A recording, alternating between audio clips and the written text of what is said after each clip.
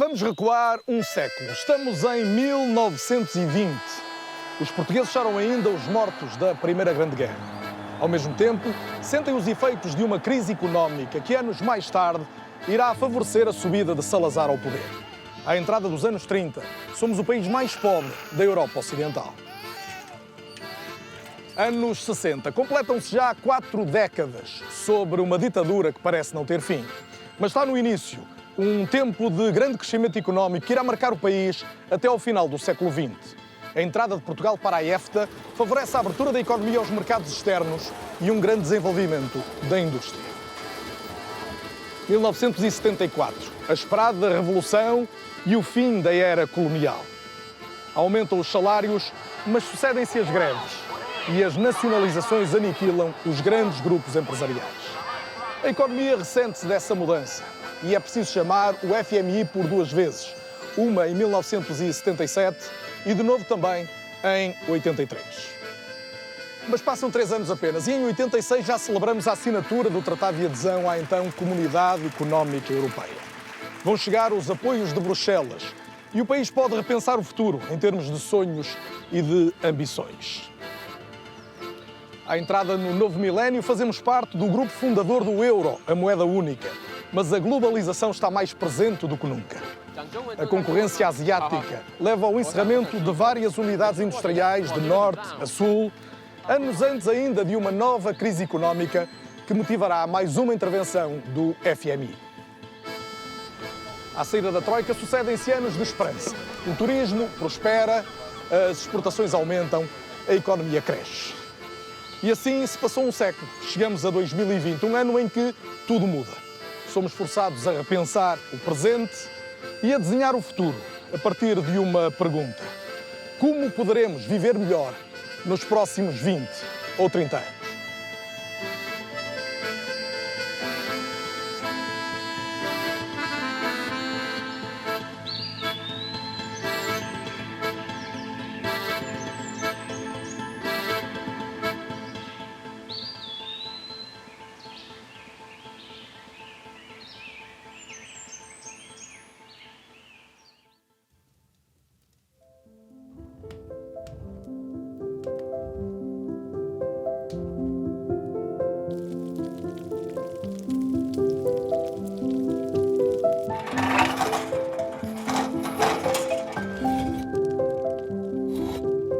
Estava em Sydney, mas ao mesmo tempo, quando estás fora, nada se compara à tua terra, nada.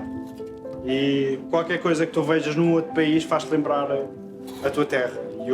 Quando eu ia ao Fish Market, ao mercado do peixe, de manhã, ver o que havia lá do dia para o hotel, havia algo, produto que eu olho, bacalhau, veio bacalhau da Europa, ótimo, bacalhau salgado, isto faz-me lembrar Portugal. E quando é que eu lá vou? Não sei.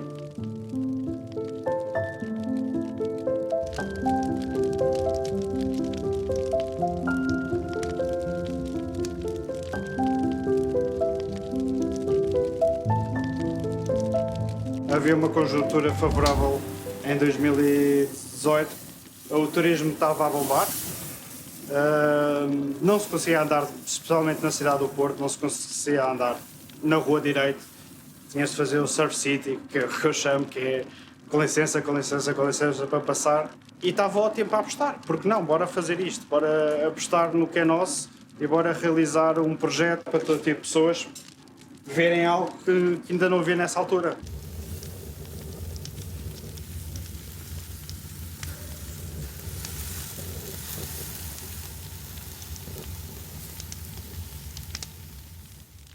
Portugal está completamente diferente, está bem mais evoluído do que era há 7 anos atrás e como vai estar mais evoluído daqui a 5 anos ou daqui a 10 anos. Por isso escolhemos voltar a Portugal, na altura certa.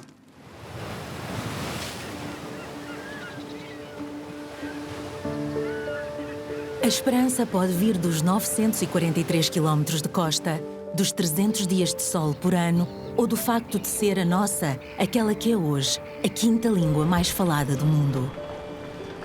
Podemos encontrar motivos para acreditar na segurança do país, no crescimento económico dos últimos anos, mas, sobretudo, nos mais jovens. São os mais qualificados de sempre, mais livres, aqueles que se movem num mundo cada vez mais global. Mas são também aqueles que herdam escolhas que não fizeram, projetos que não conceberam, sonhos que talvez nunca tivessem sido os seus.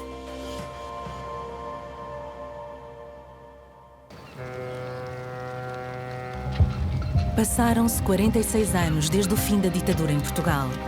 4 décadas de descoberta e de tentativa e erro que convergiram neste presente em que agora nos encontramos e que entregamos a quem chega.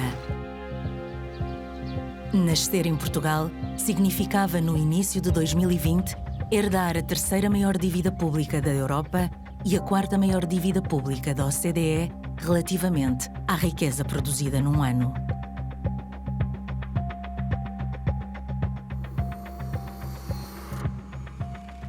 Entre 1960 e o ano 2000, Portugal cresceu a um ritmo muito acelerado. Apesar de termos tido uma revolução que causa sempre algum distúrbio e apesar de até de alguma desaceleração já na parte final deste período, a verdade é que durante esses 40 anos, entre 1960 e o ano 2000, ou se quisermos mesmo na última metade, começando mesmo em 1950, Portugal tem uma taxa de crescimento verdadeiramente invejável. Na altura éramos um verdadeiro tigre do crescimento económico, no sentido em que estávamos a convergir de ser um dos países mais pobres da Europa para nos juntarmos à elite dos países desenvolvidos. Este rápido crescimento económico dos anos 90 esteve muito relacionado com a liberalização financeira. A economia portuguesa passou a conseguir aceder a financiamento a custos muito mais baixos e em montantes muito mais avultados.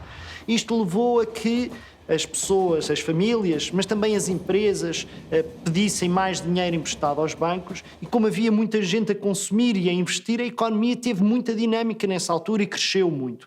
E nos últimos anos da década de 90 habituámos-nos à ideia de que a economia portuguesa crescia muito e habituámos-nos, e muitos agentes económicos, as famílias, as empresas, o Estado, passaram a funcionar como se esses ritmos de crescimento económico continuassem para o futuro.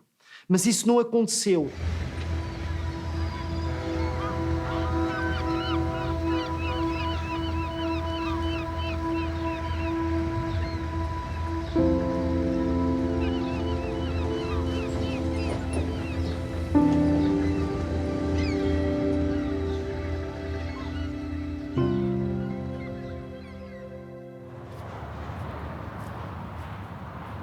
Na última década do século XX, o padrão de vida dos portugueses alterou-se. Foi a época da facilidade no crédito bancário, da aquisição de casas de férias, da compra de novos eletrodomésticos. Nos anos 90, o dinheiro de Bruxelas corria solto e os fundos europeus foram a resposta ao nosso atraso estrutural. O Estado Social foi reforçado e grandes obras públicas nasceram um pouco por todo o país.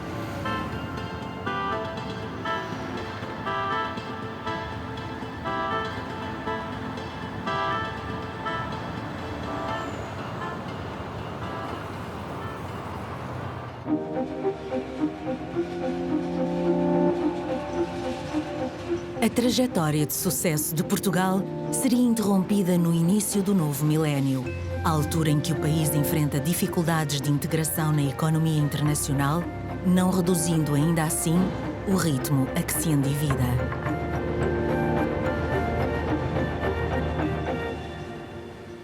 A sociedade portuguesa, a economia portuguesa, sobretudo na primeira década do século XXI, viveu em negação da realidade. Endividou-se brutalmente, sem qualquer nexo, nem qualquer sustentabilidade. Quando eu descontrolo os aspectos do crescimento económico e recorro à solução de facilidade do endividamento, eu perco independência, perco lucidez, perco inteligência e dou cabo, parcialmente, da vida dos que aí vêm. Isto é, quem é que paga essa perda de lucidez, quem é que paga essa, ponha aspas, loucura da fuga para a frente em termos de despesa irracional financiada por dívida, são os filhos e os netos, são os mais jovens.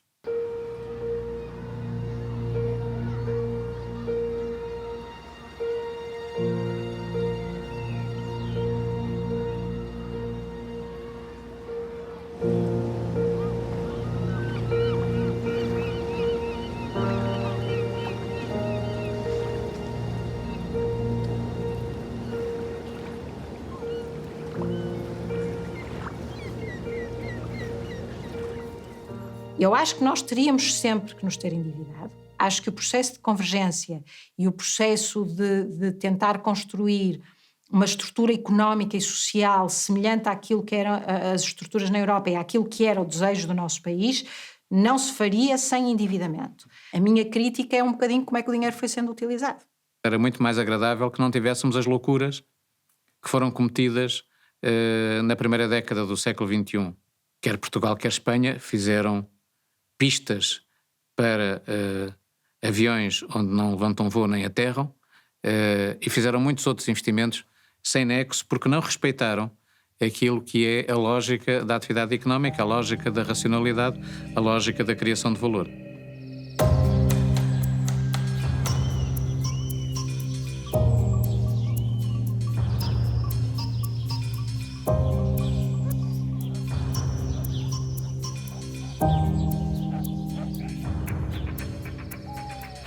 O nosso país, na viragem para a segunda década do século XXI, teve que pedir ajuda internacional. Isto é, aproximou-se de uma situação de bancarrota.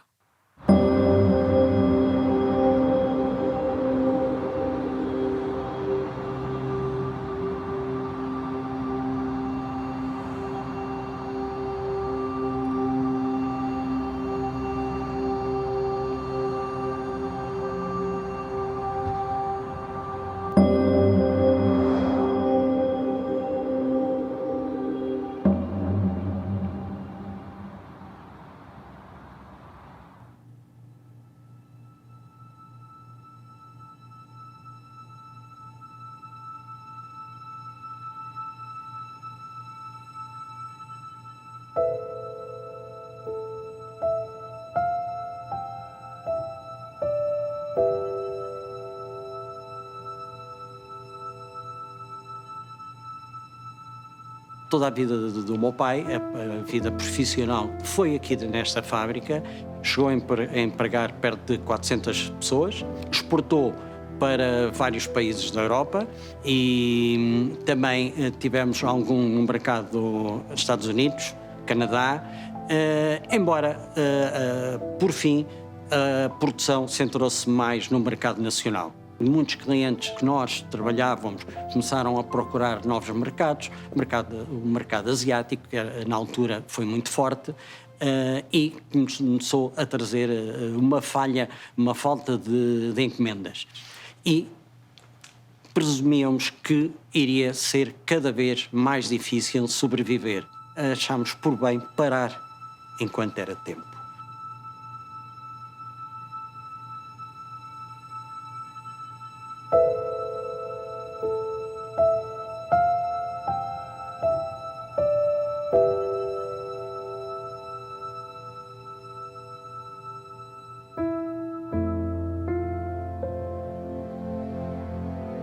Tomámos essa decisão de encerrar, mas o meu pai ainda havia sempre qualquer coisa por trás a dizer que tínhamos que voltar a pôr a fábrica a funcionar. Ele continuou a vir todos os dias à fábrica e olhava para a fábrica e eu também olhava para a fábrica com alguma, no fundo, nostalgia, com alguma pena de ver o silêncio. Isso era o que nos afetava mais, era o silêncio que se vivia aqui dentro. Quando estávamos habituados a ver aqui o barulho ensurdecedor das máquinas, todo este movimento, e de um momento para o outro entrarmos aqui e o silêncio, o estar parado, é óbvio que nos traz algumas dificuldades.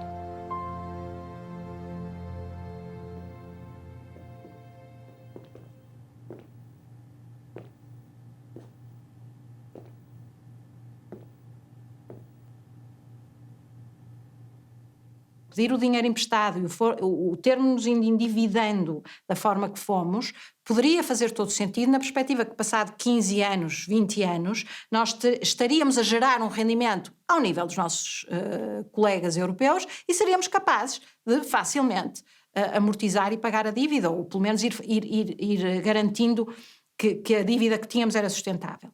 E, portanto, aí muito mais culpa do poder político do que dos portugueses. Eu não gosto do tom moralista que nós vivemos acima das nossas possibilidades, ou esbanjamos dinheiro, não é? A história dos holandeses dizerem que nós gastamos dinheiro em álcool e mulheres e coisas desse género, e que nós somos uns preguiçosos, nós, e quem diz nós diz os países do Sul em geral, acho um completo absurdo. A responsabilidade foi muito mais política do que das pessoas. Nunca houve, de facto, aquilo que eu acho que houve, por exemplo, em alguns países de leste a determinada altura, que é esta noção que o que é importante são os recursos humanos. Nós, para daqui a 10, 15, 20 anos, conseguimos estar noutro patamar de desenvolvimento, noutro patamar de capacidade de gerar riqueza, temos que ter pessoas, de facto, preparadas para o fazerem.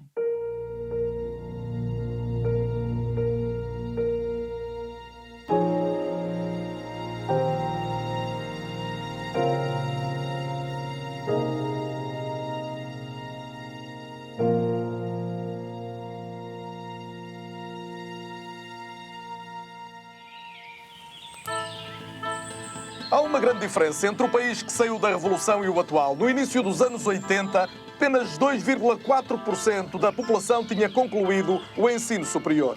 Esse valor subiu para quase 20% em 2019. Temos jovens capazes de se afirmarem no mercado global e os barómetros internacionais sublinham a melhoria do ensino nas últimas décadas. Mas também na educação é preciso tempo para se chegar à fila da frente quando se parte tão atrás. Em 1970, 4 anos antes de Portugal se tornar um país democrático, 1 em cada 4 portugueses não sabia ainda ler nem escrever.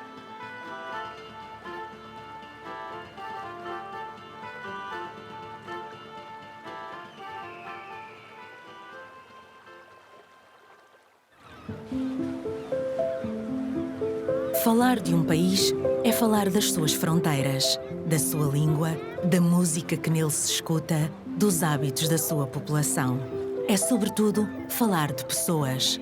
É nelas, no seu talento, na sua capacidade de inovar, que se concentram, primeiro que tudo, as possibilidades de que dispõe para gerar riqueza. Se olharmos pelo lado dos trabalhadores e compararmos o nosso perfil do trabalhador português com o trabalhador, por exemplo, europeu, a principal distinção que temos não é no empenho, não é no esforço, nem é na dedicação, nada disso. Aliás, o trabalhador português até trabalha em média mais horas do que um trabalhador europeu. A principal diferença tem a ver com os níveis de qualificação e os níveis de ensino. Portugal tem ou atinge uma taxa de licenciados superior à taxa de analfabetos na viragem do século. Portanto, passado o século XX para o século XXI, foi cerca com o censo de 2001, foi o primeiro censo em que a percentagem de indivíduos com ensino superior é superior à percentagem de analfabetos, na toda a história portuguesa. Outros países fizeram essa viragem também na viragem do século, só que foi no século anterior, portanto, do século XIX para o século XX.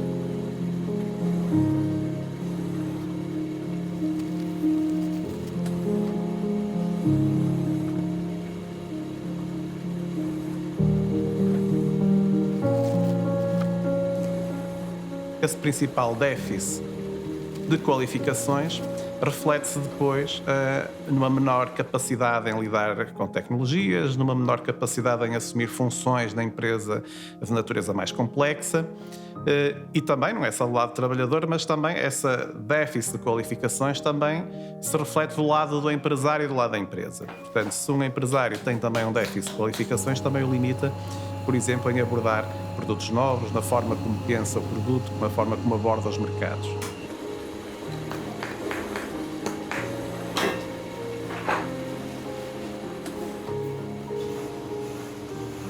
É na baixa produtividade portuguesa, ou seja, na diferença entre os recursos utilizados para produzir e o valor final dessa produção, que reside boa parte da explicação para o decepcionante crescimento económico português desde o início do milénio. Fenómeno esse que explica também parcialmente o altíssimo peso da dívida na economia.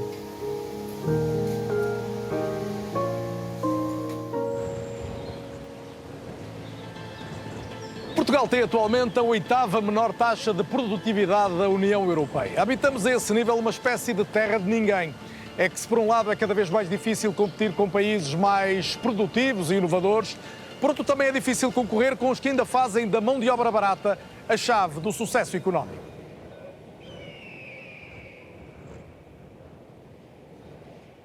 que torna a situação da produtividade em Portugal mais premente é que não só ela é relativamente baixa, ou seja, é bastante inferior à média da União Europeia em relação aos países mais desenvolvidos da Europa é à volta de metade, como não tem progredido. Isto é, se no final dos anos 90 um trabalhador português produzia em média metade do valor que um trabalhador alemão consegue produzir, hoje estamos mais ou menos no mesmo ponto.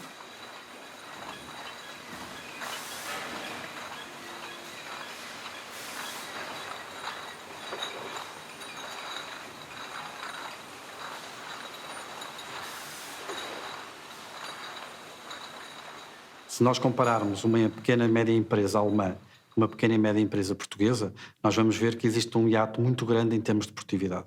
Mas compararmos, por exemplo, uma multinacional, uma sucursal de uma multinacional na Alemanha com a mesma sucursal dessa multinacional em Portugal, esse hiato de produtividade desaparece.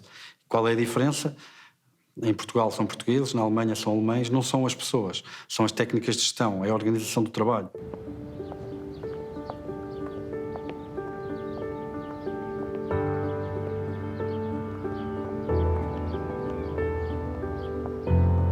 Nós começámos a pedir à Alemanha para nos deixar fazer o desenvolvimento de alguns componentes e a integração de algumas peças a partir de Portugal.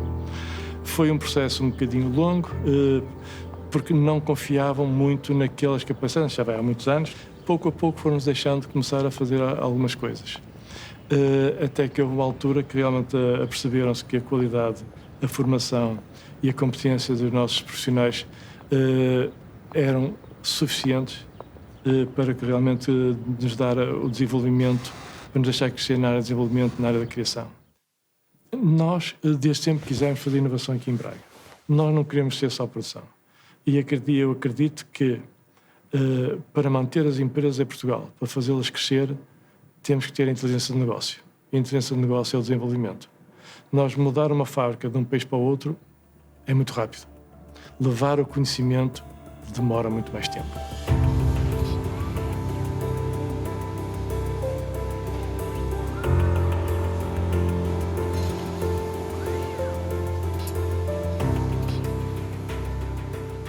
Posso dizer que, provavelmente, dos projetos mais importantes da Bosch neste momento a nível mundial estão aqui em Portugal e que é a contribuição para a possibilidade da condução autónoma. Temos um edifício aqui perto da fábrica com cerca de mais de 200 engenheiros, quase todos eles dedicados ao desenvolvimento da condução autónoma, que inicialmente se pensava que ia ser muito mais rápido.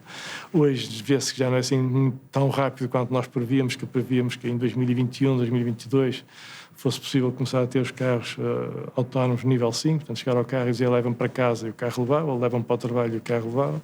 Não vai ser 2021, 2022, mas vai acontecer nos anos próximos.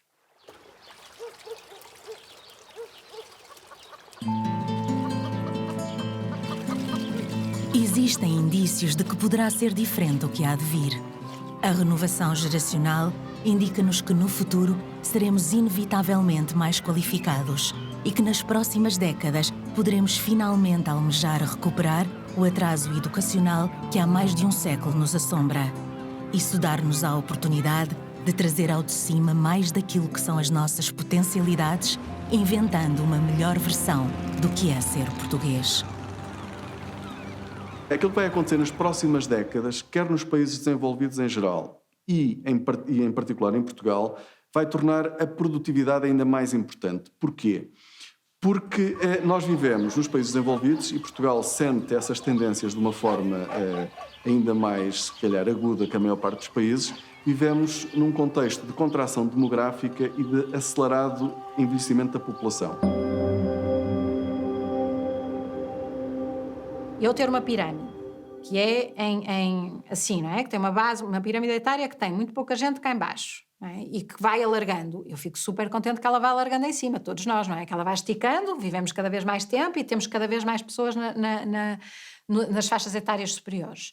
Mas essa é a parte da população que não é produtiva. Essa é a parte que, de alguma forma, nós temos que conseguir produzir rendimento suficiente para dar qualidade de vida, dignidade de vida e bem-estar às pessoas que estão no topo da pirâmide.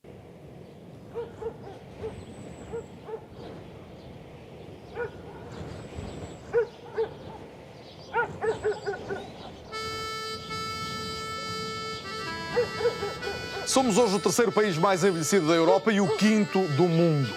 E este facto irá acentuar-se num futuro em que teremos menos habitantes e seremos mais velhos.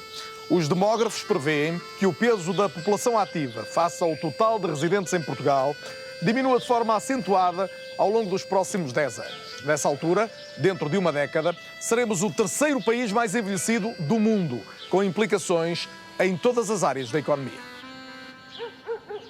Para eu, de facto, conseguir pensar num futuro, e vamos imaginar uma família com 5, em que eu tenho 2 adultos e 3 crianças, só os 2 é que estão a produzir para os 5, não é? E esses 2, mas a produtividade média calcula-se sobre os 5, ou seja, se os 2 produzem 50, significa que cada um está a produzir 10, em média, embora os 3 não produzam. Portanto, eles estão a garantir rendimento de 10 para cada cabeça do agregado familiar.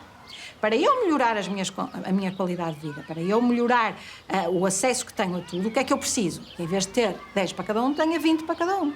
Então, se eu conseguir ter 20 para cada um, significa que eu tenho que aumentar a produtividade, ou seja, eu tenho que aumentar a capacidade que, no caso os 2, os pais, têm de gerar rendimento para dividir pelo total do agregado familiar. E, portanto, no médio e longo prazo, tudo aquilo que nós podemos conseguir de melhoria de qualidade de vida, melhoria de bem-estar, de objetivamente passarmos a ser um país que temos a capacidade para dar resposta àquilo que são as nossas necessidades, só se consegue se aumentarmos a produtividade média, ou seja, se aumentarmos o produto que cada um de nós, em média, é capaz de produzir.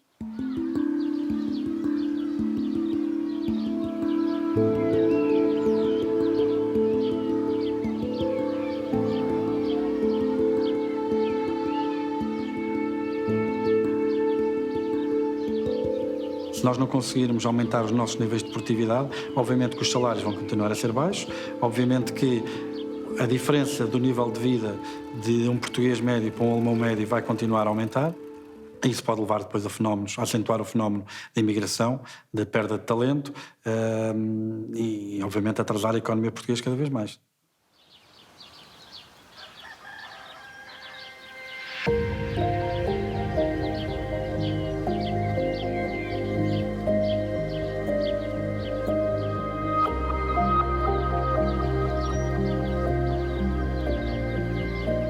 Nos anos 60, em Portugal, ainda se trabalhava em indústrias muito artesanais. Com a entrada de Portugal na EFTA, que eram os mercados nórdicos, e depois com a entrada de Portugal no mercado europeu, quer dizer, houve uma grande evolução da indústria de calçado. Passámos a ser de uma indústria artesanal, de fábricas muito pobres e muito mal, digamos, dimensionadas, para uma indústria moderna. Foi a evolução, o mercado que empurrou, digamos, os industriais, ou tinham a mente aberta para se equiparem as suas indústrias com o melhor que havia no mercado, ou fechavam. Foi foi o mercado que nos obrigou a evoluir. As pessoas que ocupam cargos de responsabilidade na empresa, 98% são da empresa. Estavam na empresa e foram subindo na escala hierárquica conforme as necessidades. Se houver alguém que queira tirar um curso, nós ajudamos a tirar esse curso. Mas na informática já fizemos isso.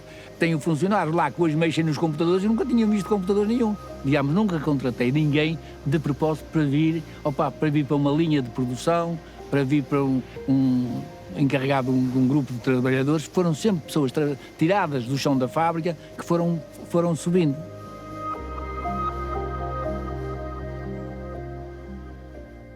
Nós vivemos num mundo em que o processo de mudança tecnológica está sempre a acelerar e, portanto, nós efetivamente precisamos de sociedades que tenham capacidade de aprender, e que toda a sociedade tenha capacidade de aprender. Isto é um desafio muito grande, não é um desafio apenas ligado à automação, é um desafio que está ligado a todos os processos de transformação tecnológica. Há 20 anos era a utilização de computadores pessoais, hoje a automação, daqui a 10 anos é outra tecnologia. O grande desafio é, de facto, aprender.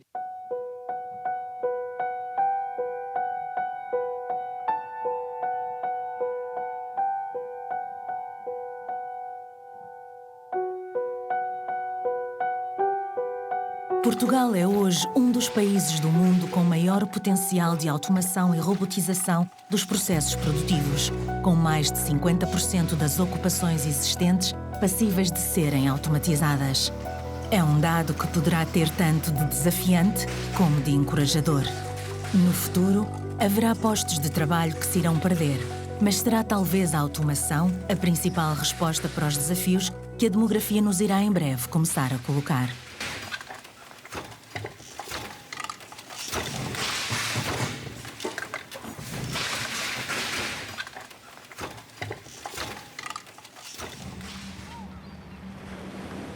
Com maior recurso às máquinas, seremos mais produtivos. E a produtividade é a solução principal para aumentar o crescimento económico. Poderá permitir-nos também trabalhar menos horas e ter salários mais elevados. As funções que desempenhamos atualmente irão mudar e as tarefas repetitivas atribuídas aos trabalhadores vão igualmente diminuir. Isto significa, provavelmente, que teremos no futuro o ser humano menos dependente do trabalho e com mais espaço para a criatividade. E há muito agora as preocupações com o futuro do trabalho, o que é que vai ser isto num cenário assim um bocadinho futurista de robôs e máquinas a fazerem tudo aquilo que a gente fazia. E eu sou bem mais otimista do que alguns dos discursos que eu tenho ouvido. E porquê?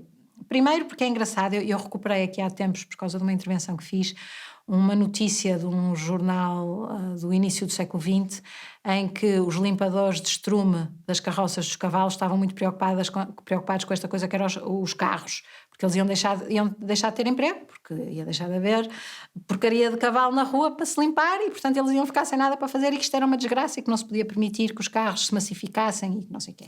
Hoje em dia, se calhar, eram todos condutores de Uber, não sei, mas quer dizer, acho que há uma transformação das valências e daquilo que são a capacidade das pessoas fazerem outras coisas, que se ajusta muito mais rapidamente do que aquilo que muitas vezes nós pensamos. Nós realizámos um estudo para a CIP, para a Confederação da Indústria Portuguesa, que assentava precisamente na ideia de tentar perceber quais seriam os impactos da automação nas empresas em Portugal. E aquilo que nós encontramos foi que nos próximos 10 anos, por exemplo, num cenário de adoção de tecnologia de automação que se pode considerar conservador ou expectável, se quisermos, espera-se que sejam destruídos cerca de 1,1 milhões de postos de trabalho. Obviamente que há muito emprego que irá ser criado, também. No limite, a criação líquida de emprego ou a destruição líquida de emprego até pode ser próxima do zero, ou seja, os empregos que serão criados serão tanto quanto os empregos que serão destruídos, mas, mais uma vez, os empregos que serão criados não serão para as pessoas cujos empregos foram destruídos.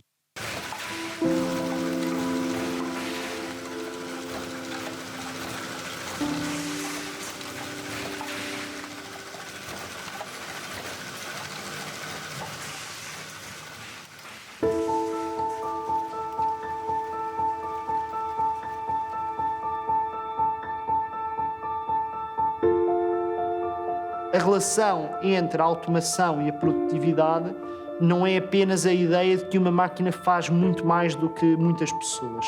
É também a ideia de que uma empresa que está no mercado em que as outras se automatizaram e essa empresa não se automatiza, simplesmente vai à falência e, portanto, o valor que criava deixa de criar, desaparece essa empresa. Portanto, efetivamente, é inevitável que a pouco e pouco também a economia portuguesa acabe por passar por isso e terá necessariamente de passar por isso em algum dos seus segmentos.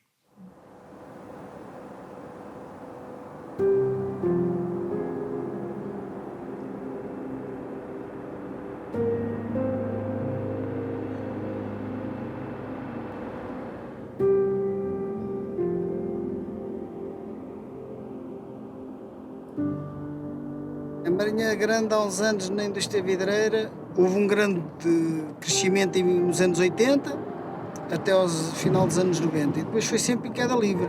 O problema que nós enfrentámos é que as coisas inverteram, não éramos nós que punhamos os preços, eram os clientes que diziam: eu pago X por esta peça, se conseguires fazer ok, se não conseguires fazer, não vou para a Ásia. Portanto, basicamente, eram os clientes que impunham as regras. Foi o que nos começou a acontecer, começámos a perder o mercado. Foram anos muito difíceis, que nós tivemos perda de encomendas, inclusive tivemos anos de prejuízo, mas conseguimos sempre lutar.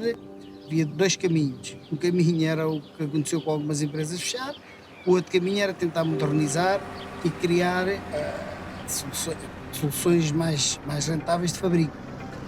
Nós optámos por começar a modernizar, automatizámos o máximo que pudemos e continuamos ainda hoje, mas na altura tentámos sempre automatizar, criar sistemas de produção mais rápidos, com menos mão de obra intensiva, para tentar chegar aos preços que os clientes queriam.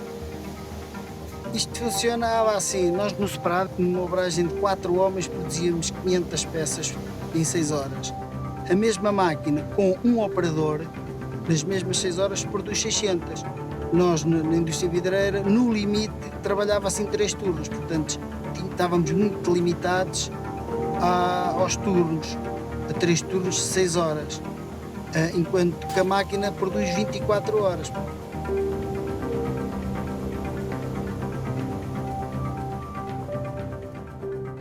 A economia portuguesa tem vindo a revelar os benefícios de investimentos de longo prazo na modernização de setores tradicionais. Hoje o setor do calçado não é a mesma coisa que era há 30 anos.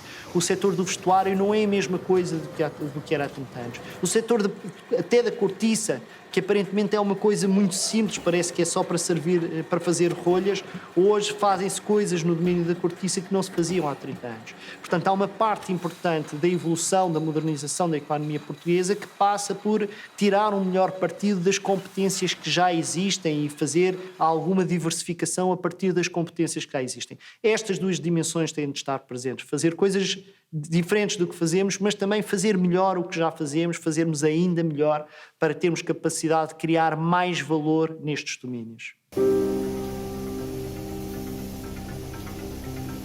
Nos dias de hoje nós conseguimos ir buscar encomendas de 150 mil peças que nós, quando trabalhávamos no separado, essas encomendas nunca nos chegavam, iam todas para a Ásia.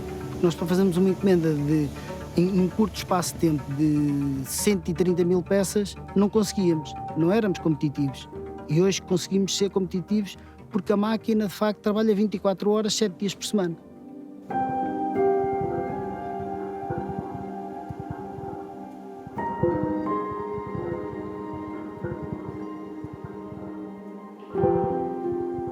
Quando a Coreia do Sul se começou a industrializar, fê-lo, como muitos países, com investimentos fortíssimos no têxtil e no vestuário. Se a Coreia do Sul tivesse continuado a produzir basicamente têxtil e vestuário, seria hoje um país muito menos desenvolvido. Os portugueses conhecem hoje a Coreia do Sul pelas suas grandes empresas que investiram na transformação digital, que investiram na eletrónica de consumo, onde há marcas coreanas que toda a gente conhece, na indústria automóvel. E hoje a Coreia já está a investir em muitas outras coisas para além da eletrónica de consumo e da indústria automóvel, para ter futuro.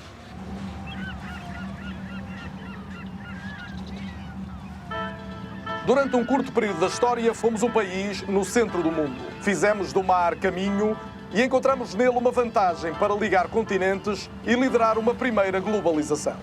Fomos, no entanto, e apesar disso, sempre um país periférico, do sul da Europa, com uma única fronteira terrestre e longe dos grandes centros europeus. Isso dificultou, ao longo dos séculos, a possibilidade de afirmação nos mercados internacionais.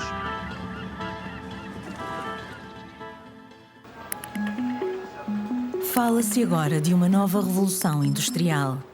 A chamada Revolução 4.0, ou a digitalização, se assim quisermos chamar-lhe, centra-se nas novas tecnologias de informação e tem a capacidade de esbater distâncias físicas, aproximando produtores, clientes e consumidores.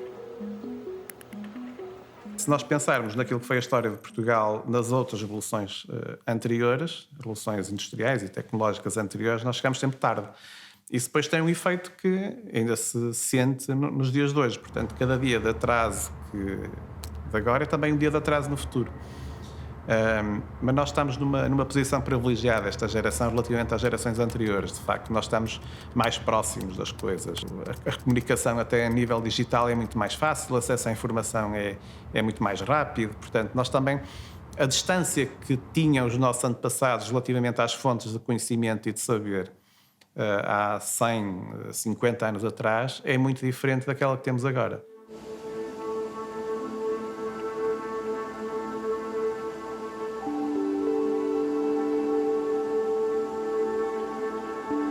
Nós nunca nos limitamos às fronteiras nacionais, pensamos sempre, talvez de forma ingênua, mas acreditamos que é apanhar um avião, negociar com o cliente, desenvolver cá em Portugal, fabricar cá em Portugal, enviar para o estrangeiro, montar parcerias. É algo que se faz tão bem cá em Portugal como se faz em qualquer ponto do mundo. O mercado global foi desde o início o nosso foco. Do lado, o mercado nacional está limitado em dimensão, mas também nunca nos passou a ideia de nos limitarmos a Portugal.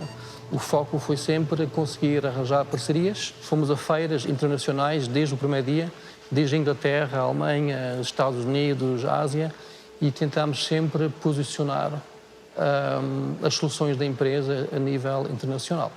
A empresa foi fundada em 2001, é um spin-off do grupo de pessoas do mundo científico, académico, cá em Portugal. Somos líderes mundiais, cerca de 600 pessoas, implementando automação de controle de fronteiras pelo mundo fora.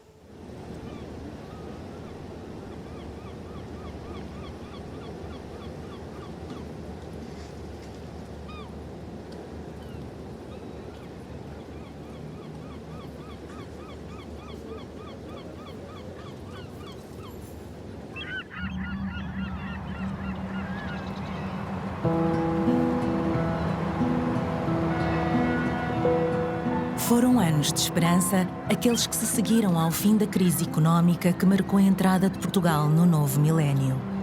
O desemprego diminuiu, o turismo prosperou, as exportações aumentaram, a economia cresceu e os portugueses respiraram de alívio, invadidos por uma sensação de otimismo face ao futuro. Era uma posição relativamente confortável aquela em que nos encontrávamos na viragem para 2020, alheios a um perigo que em 3 meses tomaria conta do planeta. Bastaram dias para que o mundo mudasse e o impensável acontecesse. O consumo parou, tal como boa parte da vida. Fala-se da maior crise económica de todos os tempos. A trajetória de sucesso da economia portuguesa nos últimos anos foi súbita e brutalmente interrompida.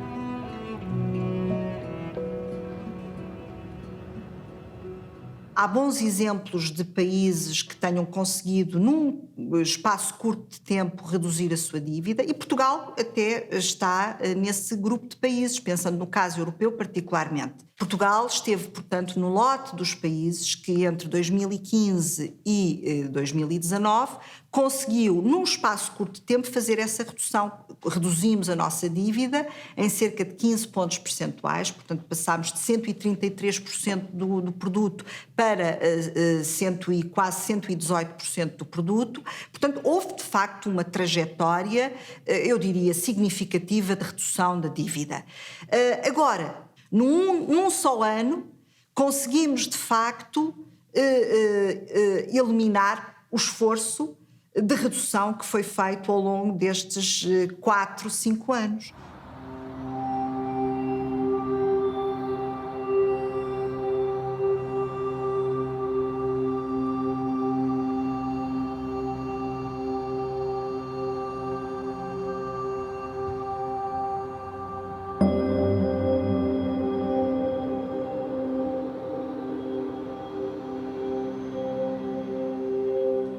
Lembro, por exemplo, em 2012, um professor do MIT fazer um discurso em Cambridge sobre a estratégia, a geoestratégia americana, e ele falava precisamente que hoje em dia os riscos são riscos muito comuns a todos os países, alterações climáticas, as disrupções financeiras e doenças pandémicas. Portanto, isto já estava identificado como algo que nos poderia atingir e, nesse sentido, eu acho que a surpresa com que isto nos avassalou não devia ter sido tão grande.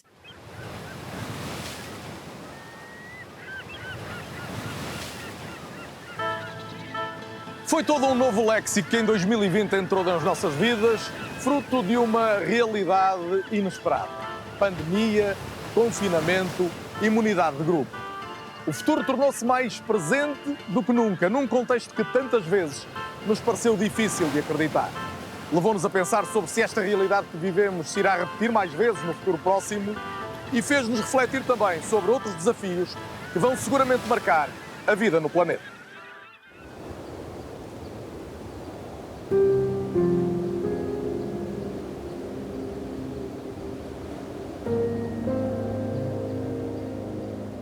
Somos um dos países da Europa mais vulneráveis aos efeitos das alterações climáticas, tendo uma linha de costa que se estende de norte a sul do país e uma vasta parte do território que, ano após ano, enfrenta os efeitos da seca.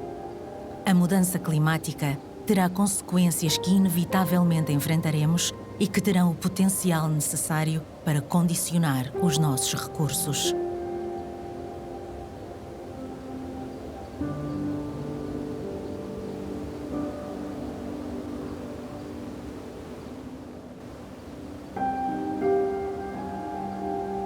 Relativamente aos impactos e aos custos que as alterações climáticas já estão a ter, nós podemos identificar, por exemplo, tudo o que tem a ver com as obras na orla costeira, tem a ver com os porões, tem a ver com enrocamentos, mas também com o enchimento de praias, e isso faz com que Portugal seja o terceiro país que mais dinheiro europeu investe na zona costeira.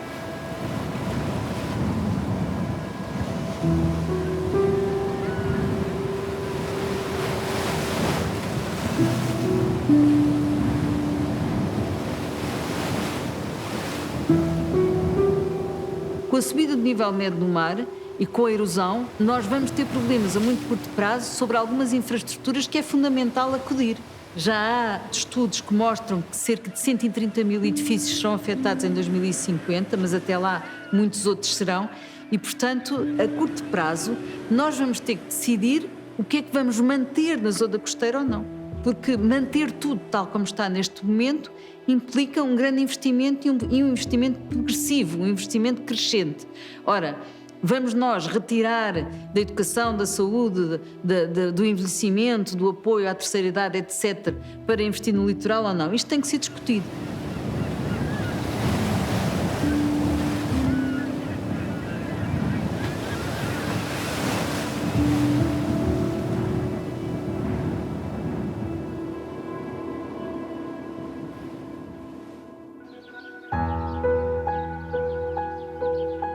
Somos um somatório de circunstâncias, de pessoas, dos seus feitos, desejos e ambições. Uma sucessão de anos e décadas e séculos que nos precedem e nos definem, fazendo de nós o país que hoje somos. Uma manhã nunca chega sozinha, independente do dia e da noite e de todos os dias e de todas as noites que a precederam. Mas se olharmos atentamente, se estivermos dispostos a ver, cada madrugada poderá ser sempre um sinal de esperança.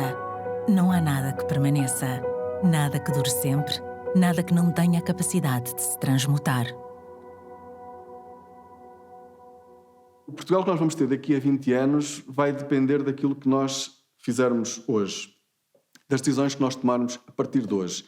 Obviamente o passado conta muito, mas nós temos os meios para gizarmos o caminho que queremos definir.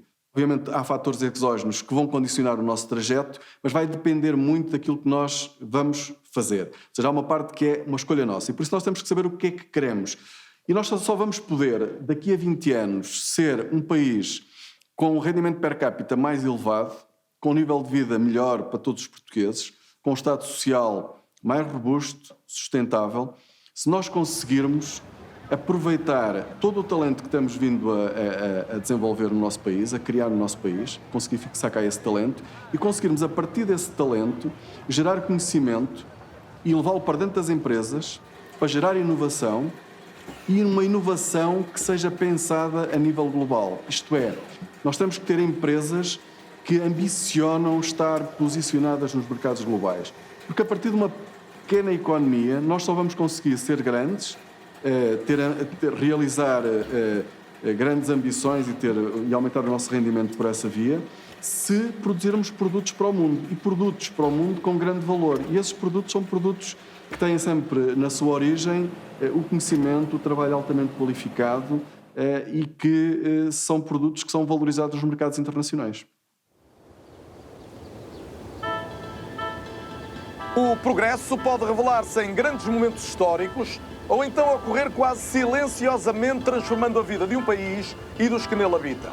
Estas duas formas de evolução foram perceptíveis em Portugal num período de grande mudança que se acentuou a partir dos anos 60 do século passado.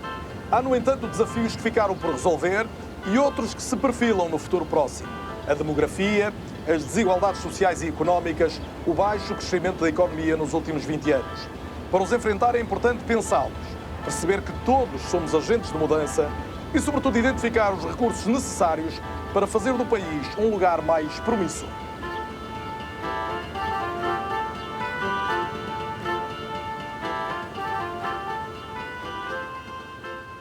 Portugal daqui a 20 anos será necessariamente mais qualificado. Nós vimos isso nos números, temos tido progressos fantásticos. Obviamente, como começámos de um ponto muito baixo, ainda não percorremos todo esse caminho. Outros países já o terão feito. Nós, de certeza, que também o iremos fazer. Portugal será, então, mais qualificado. Acredito que essa qualificação vai trazer também maior capacidade de criação de riqueza e maior produtividade.